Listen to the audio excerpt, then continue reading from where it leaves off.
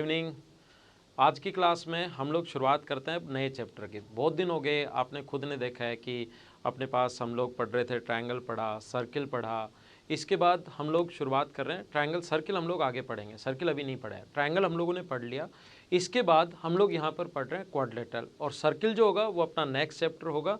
तो आज काफ़ी चैप्टर हो चुके हैं अपने पास ट्रायंगल के, तो आज एक नए चैप्टर की शुरुआत करते हैं क्वाड्रिलेटरल की।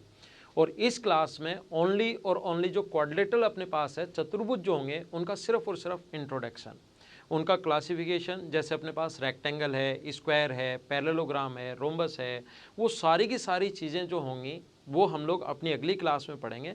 आज मैं छोटे छोटे पॉइंट्स आप लोगों को बताता हूँ जो या तो आप लोगों को पता होंगे या आप लोगों को पता होने चाहिए। और ये जो क्वाड्रिलेटरल जो है, चतुर्भुज जो है, वो अपने पास अगला जो पॉइंट मैं आप लोगों को पढ़ाऊंगा मेंसुरेशन, उसमें भी वापस आने वाला है। देखिए, शुरुआत करते हैं हम लोग क्वाड्रिलेटरल की।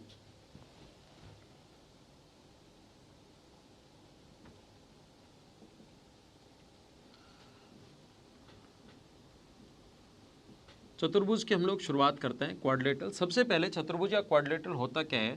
ऐसी भी कोई भी आकृति जिसके चार साइड्स हों और चार ही वर्टिसेज हो, चार भुजाओं से घिरी बंद आकृति, चार साइड्स होंगी और चार ही इसके वर्टिसेज होंगे। ध्यान रखना, ये वाला मान लो ए है, ये वाला मान लीजिए बी है, ये वाला मान लीजिए सी है और ये वाला मान लीजिए डी है। तो क्वाड्रिलेटरल के चतुर्भुज के चारों एंगल्स का sum angle A plus angle B plus angle C plus angle D equals to 360 degree होगा। चतुर्भुज के चारों कोणों का योग 360 डिग्री होगा। जैसा आप लोगों को मेरा पढ़ाने का तरीका पता है, आप लोगों को याद होगा कि जो भी चीज़ें अपने सामने आएंगी उसका हम लोग क्यों पढ़ते हैं। मैंने आपको फर्स्ट डे बताया था जब मैंने इस शुरुआत की थी, जब अपने इस यूट्यूब चैनल की शुरुआत की थी, फर्स्ट डे मैंने आप लोगों को बताया था कि अगर अपने पास त्रिभुज के तीनों कोणों का योग 180 डिग्री होता है। क्यों होता है वहाँ पर समझा चुका हूँ। यहाँ पर बीच से एक लाइन खींच दीजिए, ये अपने पास 180 डिग्री है और ये अपने पास त्रिभुज के तीनों कोणों का योग 180 डिग्री, 180 और 180 मिलकर हो गया अपने पास 360 डिग्री। अब इससे रिलेटेड कुछ इंपॉर्टेंट जो पॉइंट्स होंगे उनको हम लोग समझने की शुरुआत करते हैं, उनको हम लोग पढ़ते हैं। देखिए,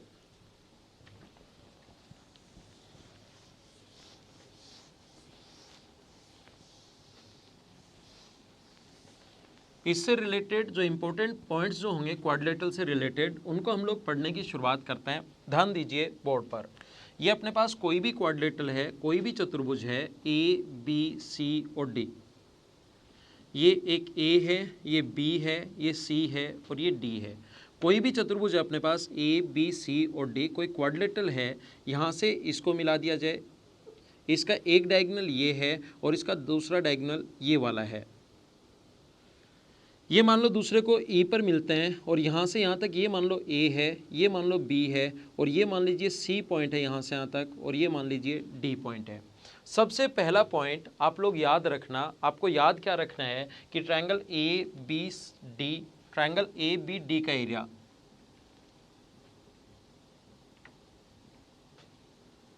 अपॉन ट्रायंगल नीचे वाले सी बी डी का एरिया का रेशियो वही होगा जो ए और बी का रेशियो है।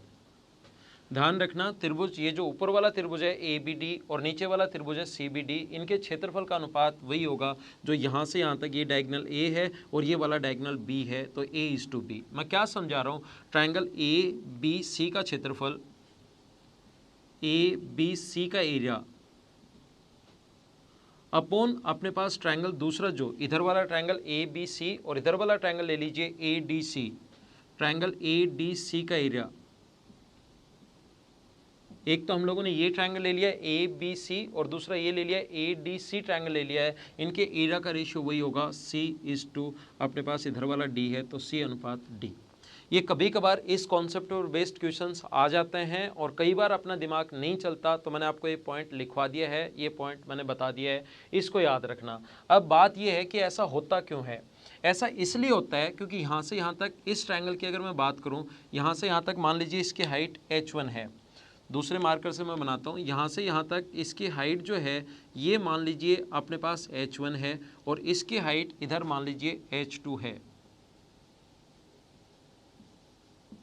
तो ऊपर वाले ट्रायंगल ए बी डी का जो एरिया होगा ना, ए बी डी का जो क्षेत्रफल होगा, बेस बी डी है और हाइट H1 है, इसका क्षेत्रफल अपने पास होगा हाफ, बेस अपने पास बी डी है और हाइट अपने पास H1 है, अपॉन नीचे वाला ट्रायंगल हाफ, बेस तो अपने पास बी डी है और हाइट अपने पास H2 है। तो अगर अपने पास हाफ से हाफ कट जाएगा और बी डी से बी डी कट जाएगा, रेशियो आ गया H1 और H2 का।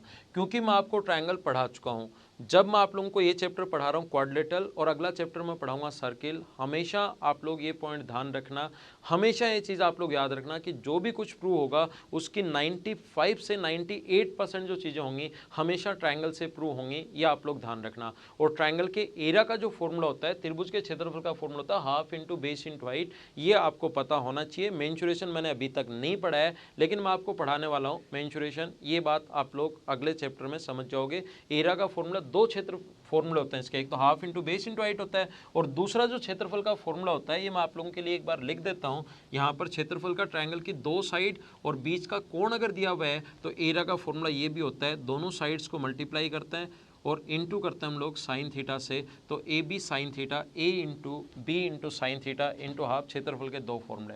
अब देखिए मैंने कहा जो भी कुछ प्रूव होगा वो अपने पास प्रूव होगा हमेशा और हमेशा ट्रायंगल से। मुझे ये बताइए दोनों ट्रायंगल, इस पॉइंट को मैं नाम दे दूं एक बार P और इस ट्रायंगल को नाम दे दूं Q, तो ट्रायंगल APE की बात करें और CQE की बात करें तो एक कोण 90 डिग्री है। और अगर आपको याद हो तो वर्टिकली अपोजिट एंगल शीर्षाभिमुख कोण हमेशा बराबर होता है, वर्टिकली अपोजिट एंगल शीर्षाभिमुख कोण हमेशा बराबर होते हैं। तो ध्यान रखना आप लोग यहाँ से यहाँ तक 90 डिग्री, ये कोण इसके बराबर। और अगर दो ट्रायंगल के दो एंगल बराबर होते ही, सिमिलरिटी में समझा चुका हूँ, तीसरा अपने आप बराबर, और तीनों बराबर होते ही दोनों के दोनों ट्रायंगल सिमिलर हो गए, तो जो ए और बी का रेशियो है, याद रखना जो रेशियो अपने पास दोनों ट्रायंगल सिमिलर हो गए, समरूप हो गए, तो जो ए और बी का रेशियो है वही रेशियो होना है H1 और H2 का। यहाँ से अपने पास ये H1 और H2 की जगह हम लोग A बाई बी भी लिख सकते हैं, ये आप लोग ध्यान रखना, पहला पॉइंट। दूसरा पॉइंट मैं आप लोगों को बताता हूँ, ये पॉइंट वाइज आप लोग लिखते चलना, क्वाड्रिलेटरल जब मैं पढ़ाऊँ तो ये पॉइंट वाइज आप लोग लिखते चलना, इससे आपको थोड़ा ज़्यादा और सही समझ में आएगा।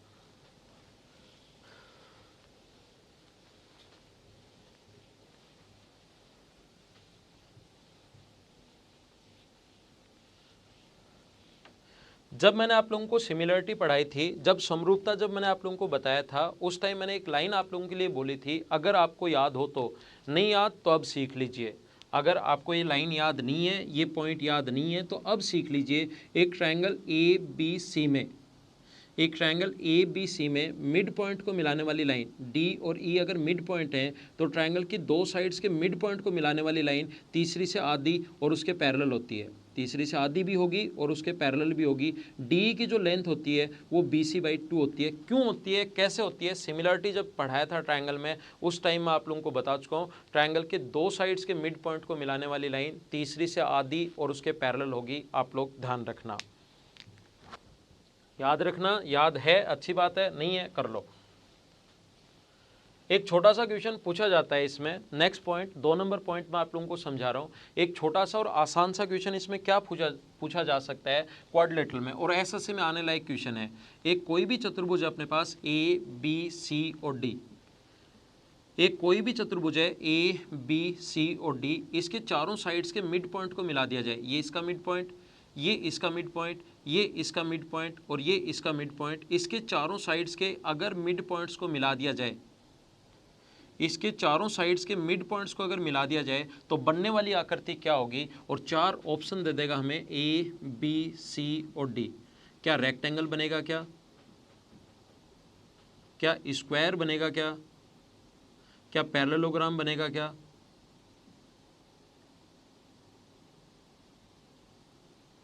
रोम्बस बनेगा? क्या समचतुर्भुज? हिंदी मीडियम वाले स्टूडेंट्स के लिए बोल देता हूँ, समचतुर्भुज, समांतर चतुर्भुज, वर्ग और आयत, कौन सी आकृति बनेगी? ये एसएससी में क्वेश्चन आ सकता है और इम्पोर्टेंट है। दूसरा पॉइंट समझा रहा हूँ मैं क्वाड्रिलेटरल के लिए, याद रखना, कोशिश करता हूँ समझाने की।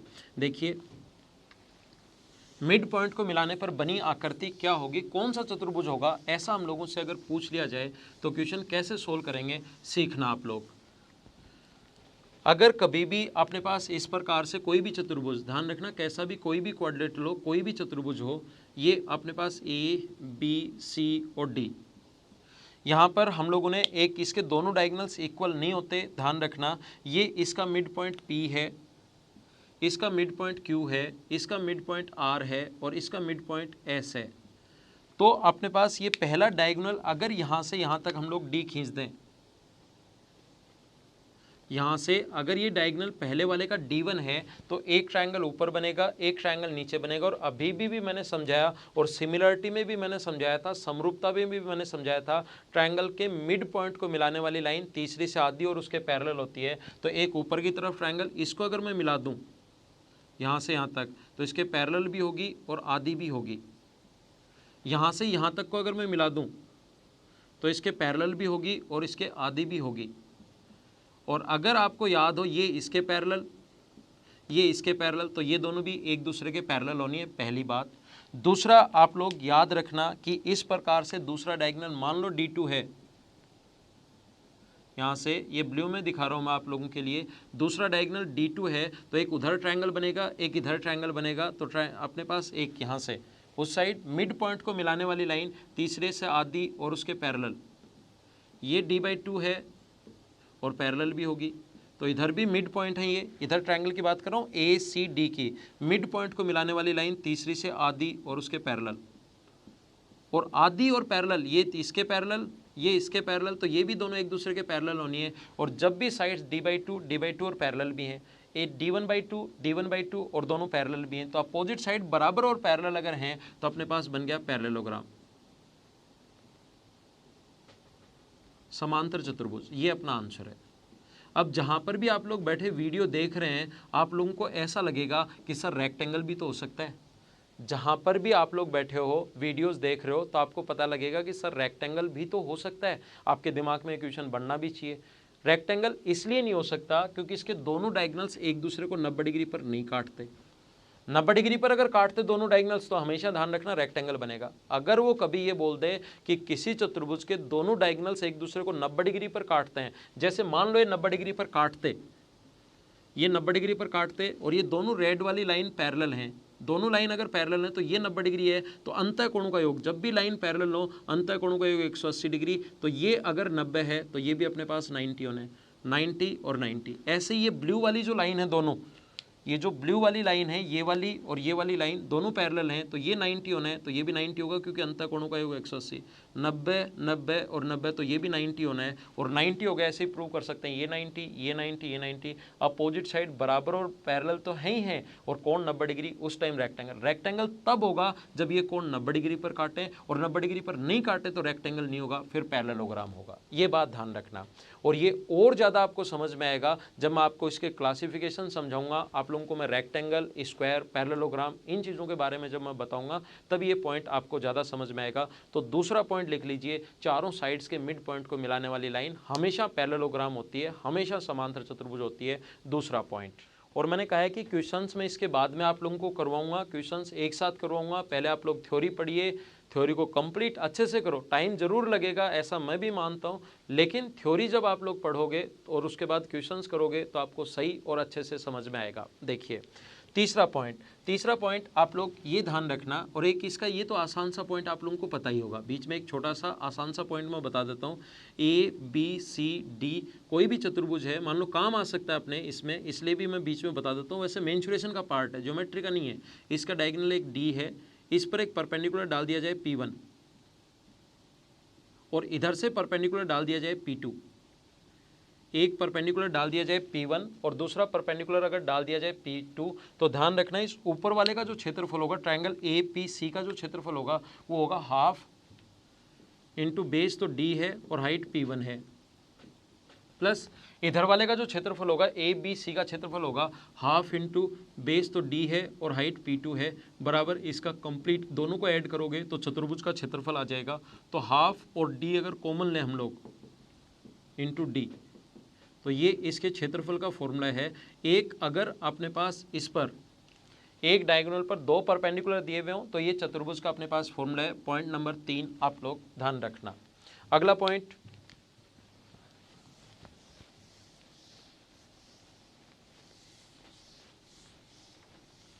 4 नंबर पॉइंट। ये छोटे छोटे पॉइंट्स मैं आप लोगों को समझाते हुए चलता हूँ और इनको आप लोग बार बार पढ़ना ताकि आपके माइंड में सेट हो और फिर उन पर बेस्ड हम लोग क्वेश्चंस कर लेंगे। पॉइंट नंबर 4 जो है अपने पास वो इस प्रकार से है, इसको आगे बढ़ा दिया और इसको इधर बढ़ा दिया। ध्यान रखना ये वाला एंगल अगर x है और ये वाला एंगल अगर y है और ये वाला एंगल अगर a है और ये वाला एंगल अगर b है, 4 नंबर पॉइंट मैं आपको बता रहा हूँ, एंगल a और एंगल b का सम ऑलवेज x प्लस y के बराबर होगा। ये इस प्रकार से आगे बढ़ा दिया जाए, ये x है, ये y है, एक्सटीरियर एंगल, बाह्य कोण। तो ध्यान रखना a और ये b अगर है तो a प्लस b का सम ऑलवेज इक्वल होगा x प्लस y के। याद रखना क्यों, मैं समझा देता हूँ। हर चीज़ का क्यों मैं बताता हूँ। अगर आपने मेरे पिछले वीडियो देखे हैं तो ये बात आपको पता होगी। स्ट्रेट लाइन है, स्ट्रेट लाइन पर बना एंगल 180 डिग्री, तो ये 180 अगर माइनस वाई है, ये अगर y है तो उधर 180 माइनस वाई। ये अगर बाहर वाला एंगल सीधा स्ट्रेट लाइन है ना, ये आगे बढ़ाने पर ये अगर x है तो अंदर वाला एंगल होगा 180 माइनस एक्स। और मुझे बताइए एक चतुर्भुज के चारों कोणों का योग, सबसे पहले पॉइंट ये लिखवाया था angle a plus 180 minus x plus angle b plus angle 180 minus y बराबर 360 डिग्री। 180 और 180 इधर जाके कट जाएगा तो angle A plus angle B बराबर बचेगा angle X plus angle Y के। और यही मैंने आप लोगों को लिखवाया है। अगला पॉइंट आप लोग ध्यान रखना, याद रखना। 5 नंबर जो पॉइंट अपने पास, 5 नंबर पॉइंट थोड़ा सा इंपॉर्टेंट है, याद रखना आप लोग। यहाँ पर कोई भी चतुर्भुज है, इस प्रकार से कोई भी चतुर्भुज है A, B, C और D, इसके दोनों डायगोनल्स अगर कभी भी एक दूसरे को 90 डिग्री पर काटें, एक कंडीशन लेकर चल रहा हूं मैं, दोनों विकर्ण अगर एक दूसरे को 90 डिग्री पर काटें, दोनों डायगोनल्स अगर एक दूसरे को 90 डिग्री पर इंटरसेक्ट करें, तो ध्यान रखना अपोजिट साइड्स के सम का स्क्वायर, कौन कौन सा, AB square plus CD square, opposite sides के सम का स्क्वायर अपोजिट साइड्स के सम के स्क्वायर के बराबर होगा, AD square plus BC square. ये बात हमेशा ध्यान रखना। कब, जब दोनों 90 डिग्री पर काटें, और दोनों 90 डिग्री पर अगर काटे तो दूसरी प्रॉपर्टी, दूसरा पॉइंट ध्यान रखना, चारों साइड्स के मिड पॉइंट्स को मिलाने पर जो आकृति बनेगी वो उस टाइम पैरेललोग्राम नहीं होकर रेक्टेंगल होगी। दूसरा पॉइंट यहाँ पर ये ध्यान रखना। क्यों, कैसे आया वो चीज़ मैं समझा देता हूँ। आया कैसे मुझे बताइए। पाइथागोरस थ्योरम से क्या हम लोग ऐसा लिख सकते हैं क्या कि AB स्क्वायर बराबर AO square plus BO square, AO square plus BO square, equation first. क्या हम लोग CD स्क्वायर बराबर लिख सकते हैं क्या कि OC square plus OD square. ऐसे पाइथागोरस थ्योरम से 90 डिग्री के सामने कर्ण अगर कभी भी है तो पाइथागोरस थ्योरम आप लोगों को याद होगी। पाइथागोरस थ्योरम से हम लोग लिख सकते हैं AC स्क्वायर बराबर BO square plus OC square. और इधर ऐसे पाइथागोरस थ्योरम से लिख सकते हैं AD स्क्वायर बराबर AO square plus OD square. इन दोनों को ऐड करोगे तो अपने पास AO square, BO square, OC square, OD square. इन दोनों को अगर ऐड करोगे तो वही OB स्क्वायर, वही OC स्क्वायर, वही OA स्क्वायर और वही OD स्क्वायर, दोनों का सम हमेशा बराबर होता है। अगर किसी चतुर्भुज के दोनों डायगोनल्स एक दूसरे को 90 डिग्री पर काटें तो ये एकदम ठीक होता है। इस पॉइंट को आप लोग ध्यान रखना। अगला पॉइंट,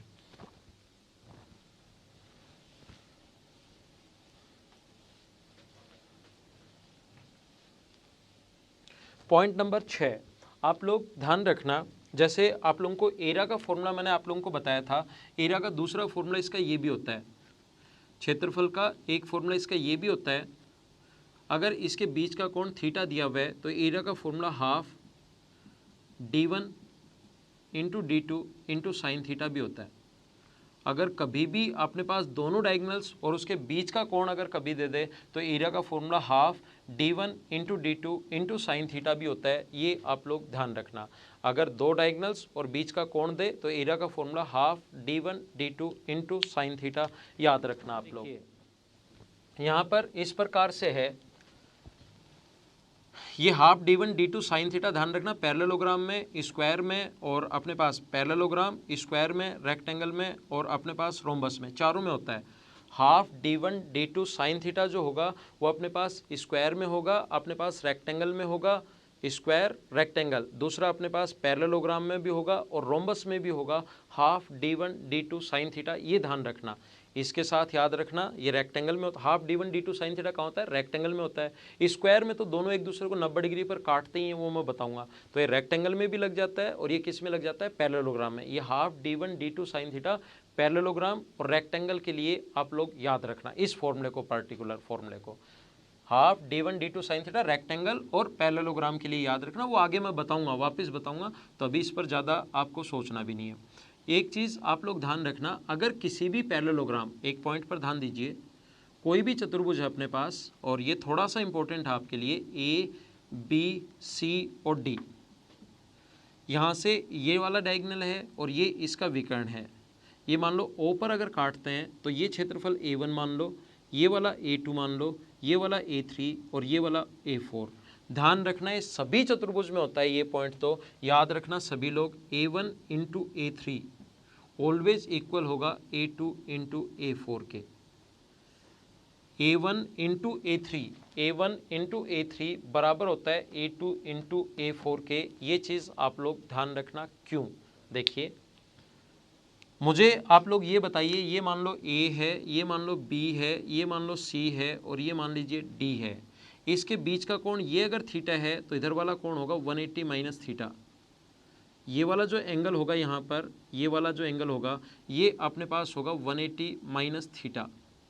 ये वाला कोण थीटा है तो वर्टिकली अपोजिट एंगल बराबर, और ये भी 180 माइनस थीटा। तो जो A1 है अपने पास, जो ट्रायंगल अपने पास A1 है, उसका जो एरिया होगा, ये जो A1 जो हम लोगों ने माना है, A1 बराबर होगा अपने पास, A1 बराबर होगा किसके? Half into A into B, और बीच का कोण साइन थीटा में। और ध्यान रखना यहाँ 180 माइनस थीटा है, ये मैं आपको ट्रिग्नोमेट्री में बताऊँगा, sine 180 minus theta sine theta ही होता है। तो हाफ A1 हाफ AB और बीच का कोण 180 माइनस थीटा साइन थीटा। ऐसे ही A2 जो होगा अपने पास, वो दो साइड B और C अगर है और बीच का कोण अगर थीटा है तो half B into C into sine theta. और ये जो A3 है अपने पास, A3 जो होगा वो होगा half into C into D into sine theta. Sine 180 minus theta और 180 माइनस थीटा साइन थीटा ही होगा। और A4 जो होगा वो होता है half A into B into sine theta. आप एक काम कीजिए, इन दोनों को हाफ A इंटू डी है ना, दो साइड है ना, एक A है और एक D है, AD साइन थीटा। आप A1 व A3 को इंटू करो, A1 व A3 को इंटू करोगे तो 1/4 A into B into C into sine square, और इन दोनों को भी इंटू करोगे, A2 और A4 को इंटू करोगे तो आ जाएगा अपने पास half A into B into C into D sine square, और ये दोनों बराबर हैं। तो ध्यान रखना ये A1 इंटू A3 है और ये A2 इंटू A4 है। ये सभी क्वाड्रिलेटरल में लगता है, सभी चतुर्भुज में लगता है, चाहे कोई सा भी चतुर्भुज दे दे ये फॉर्मूला सभी में लगेगा। और ये सबसे ज़्यादा काम में आएगा ट्रिपेजियम में, ये बहुत ज़्यादा जाकर इंपॉर्टेंट बन जाएगा यहाँ पर, ये ध्यान रखना। तो अगला पॉइंट, ये कितने नंबर था? पॉइंट तो आप लोग लगाते चलना, मैं भूल गया हूँ, पॉइंट आप लोग लगाते चलना कि ये कौन सा पॉइंट है। नेक्स्ट समझाता हूँ। एक पॉइंट आप लोग और ध्यान रखना, नेक्स्ट पॉइंट क्या है अपने पास, किसी भी चतुर्भुज के दो एंगल्स के बाइसेक्टर ए बी सी और डी, ये कोई सा भी चतुर्भुज है, इसके दो एंगल के बाइसेक्टर, इस एंगल का बाइसेक्टर कोण समद्विभाजक, ध्यान रखना इस एंगल का बाइसेक्टर कोण समद्विभाजक, ये यहाँ पर ओ पर जो कोण बने, ये एंगल बी ओ सी जो होगा, एंगल बी ओ सी, इन दोनों के सम का आधा होता है, यानी कि A/2 और D/2 होता है। देखो, बताने के बाद आप लोग 1 सेकंड में समझ जाओगे, आपको कोई भी टाइम नहीं लगेगा। एक बार जैसे ही मैं समझा दूं, उसके बाद की जो चीज़ें हैं आप 1 सेकंड में समझ जाओगे, लेकिन ये चीज़ें अचानक दिमाग में नहीं आएंगी। ध्यान रखना, किन्हीं भी दो एंगल्स का जो बाइसेक्टर जहाँ पर मिलता है वहाँ पर बना एंगल अपने पास होगा A/2 और D/2 का आधा। मान लो इसका एंगल बाइसेक्टर मिला दें A और B का, तो फिर वो होगा C और D/2, दोनों का आधा होगा C/2 और D/2, अगर इनका एंगल बाइसेक्टर हो तो। क्यों होता है? देखिए, मुझे आप लोग ये बताइए, एक चतुर्भुज के चारों कोणों का योग, angle A plus angle B plus angle C plus angle D बराबर कितने डिग्री होगा? 360 डिग्री। पहला पॉइंट। और मुझे बताइए, ये वाला एंगल पूरा B था, ये अपने पास B/2 है, ये वाला एंगल पूरा सी था, एंगल बाइसेक्टर है तो ये अपने पास c/2 है, और ये अपने पास एंगल अगर एक बार O मानकर चलूँ, BOC नहीं लिखकर O लिखूँ, तो आप लोगों को पता होगा कि अपने पास एंगल B का आधा यानी b/2, एंगल C का आधा यानी कि एंगल c/2, और इस एंगल को अगर O माने तो एक त्रिभुज बन रहा है, और त्रिभुज के तीनों कोणों का योग 180 डिग्री। आप एक काम कीजिए, इक्वेशन फर्स्ट को डिवाइड कर दो 2 से, इक्वेशन 2 से नहीं, न्यूमेरिक वैल्यू 2 का भाग दो, यहाँ 2 का भाग दोगे तो a/2, यहाँ 2 का भाग दोगे तो b/2, यहाँ 2 का भाग दोगे तो c/2, और यहाँ 2 का भाग दोगे तो d/2, और ये 180 डिग्री।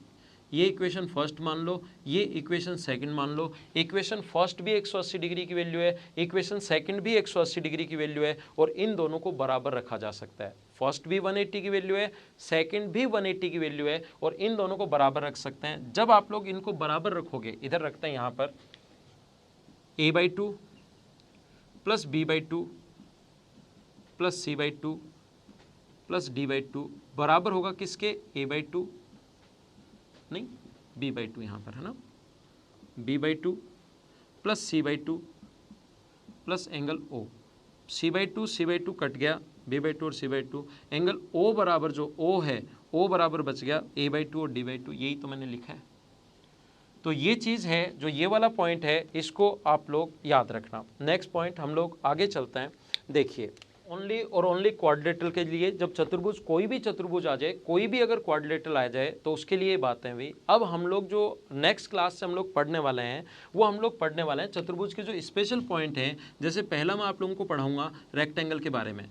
पहला जो पॉइंट हम लोग पढ़ेंगे, और ये कंप्लीट इसका हर क्यों बताकर मैं इसको बेसिक तरीके से कंप्लीट समझाने वाला हूँ। पहले हम लोग पढ़ेंगे रेक्टेंगल या आयत के बारे में, फिर मैं आप लोगों को पढ़ाऊँगा इसमें ये जो है स्क्वायर के बारे में यानी वर्ग, फिर हम लोग पढ़ेंगे पैरेललोग्राम, समांतर चतुर्भुज। इंग्लिश और हिंदी दोनों मीडियम में हम लोग लेकर चलेंगे, ताकि आपको थोड़ा सा सही और अच्छे से समझ में आए। फिर हम लोग पढ़ेंगे पैरेललोग्राम के बाद रोम्बस के बारे में यानी समचतुर्भुज। फिर मैं आप लोगों को पढ़ाने वाला हूँ 5 नंबर जो पॉइंट है, वो मैं पढ़ाने वाला हूँ ट्रेपेजियम के बारे में, समलंब चतुर्भुज।